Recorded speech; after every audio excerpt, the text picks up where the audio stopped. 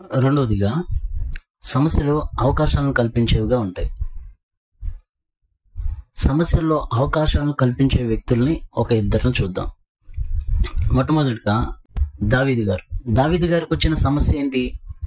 దావీదు చాలా చిన్న వయసులో గొర్రెలు కాస్తా ఉంటే దేవుడు ఒక ప్రవక్తను పంపించి తన నాన్నగారి దగ్గరికి వెళ్ళి, బాబు, దేవుడు పంపించాడు, నీ కుమారుల్లో ఒకరిని రాజుగా ఎంచుకుంటాడని దేవుడు పంపించాడు, నీ కుమారుని పిలువయ్యా అంటే ఒక్కొక్కరిని పిలుస్తూ ఉంటాడు.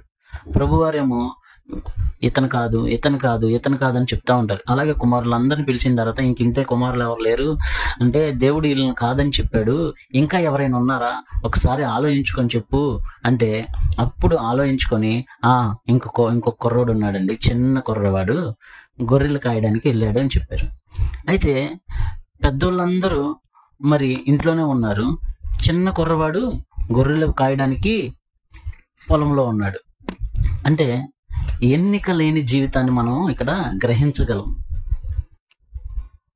చిన్న బాలుడు, అందమైన వాడు, మరి ఎందుకు అంత శ్రమ అంటే ఎన్నిక లేని జీవితాన్ని దేవుడు రాజుగా ఏర్పరచుకోవడానికి దావీదుకి ఇచ్చిన గొప్ప అవకాశం ఏంటంటే, యుద్ధములో పోరాడాలి, సైన్యమంతా వెనక్కి తిరిగి వచ్చేసే పరిస్థితిని తీసుకొచ్చాడు దేవుడు.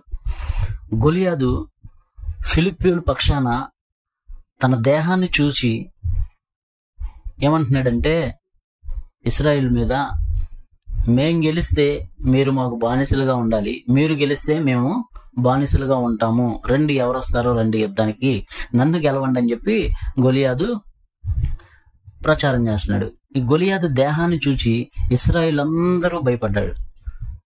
యుద్ధ వీరులు, యోధులు, వీరు కూడా గొలియాదు యొక్క దేహాన్ని చూచి భయపడి గజగజ వణికిపోయి వెనక్కి తిరిగి వచ్చే పరిస్థితి. ఇటువంటి పరిస్థితుల్లో ఇజ్రాయేలుని కాపాడడానికి దేవుడు ఒక చిన్న వ్యక్తిని ఎన్నుకున్నాడు. ఎవరయ్యా అంటే దావీదు యుద్ధానికి రెడీ అవుతాడు. ఈ సున్నతి లేని ఫిలిష్తీయుడు దేవుణ్ణి దూషించిన, నేను యుద్ధానికి వెళ్తానని చెప్పి దేవుని పక్షాన నిలబడ్డాడు. కాబట్టి దేవుడు ఏం చేశాడంటే దావీదుని రాజుగా ఎంచుకున్నాడు. యుద్ధం ఎవరు చేశారు? గొలియాతుతో దేవుడు చేశాడు. యుద్ధము యెహోవాదే అని చెప్పాడు. అయితే ఇంత గొప్ప ధైర్య సాహసాల్ని దేవుడు ఎవరికి అనుగ్రహించాడు? సౌలు రాజుకి అనుగ్రహించాల. సౌలు రాజు ఇంట్లోనే ఉన్నాడు. ఇంట్లోనే ఉండి ఎవరైతే అతన్ని చంపి జయంగా తిరిగి వస్తారో వాళ్ళకి నా కూతుర్నిచ్చి పెళ్లి చేస్తాను, రాజ్యంలో సగం భాగం ఇస్తానని చెప్పాడు. ఎందుకు ఇచ్చాడు ఈ ఆఫరు? తాను జయించలేనని గ్రహించాడు.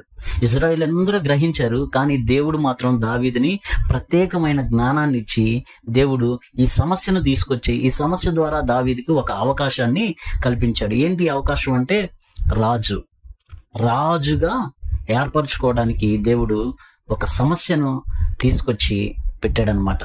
ఈ సమస్యలో జయించాడు కాబట్టి, గొలియాదుని చంపాడు కాబట్టి దావీదు రాజుగా అయ్యాడు. మరి గొలియాదుని ఎలా చంపాడు? గొలియాదేమో ఒక ఇనప కవచాన్ని, ఖడ్గాన్ని, డాలుని అన్ని తీసుకొని వచ్చాడు. ఖడ్గం మోయడానికి ఒకళ్ళు, డాలును మోయడానికి ఒకళ్ళు. అప్పుడు గొలియాదు ఏమంటాడంటే, నేను కుక్కను అనుకుంటున్నావా? నువ్వు ఏమీ లేకుండా యుద్ధానికి వస్తున్నా అంటాడు. ఈ రోజు నీ తల నరికి నేను విజయం సాధిస్తా అని చెప్తాడు. అలాగే ఒక చిన్న కుర్రవాడు చిన్న రాయితో విజయాన్ని సాధించాడు.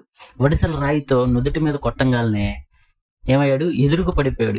ఎందుకు పడిపోయాడు? వెనక నుంచి దేవుడు మొత్తాడు కాబట్టి ఎదురుకు పడిపోయాడు.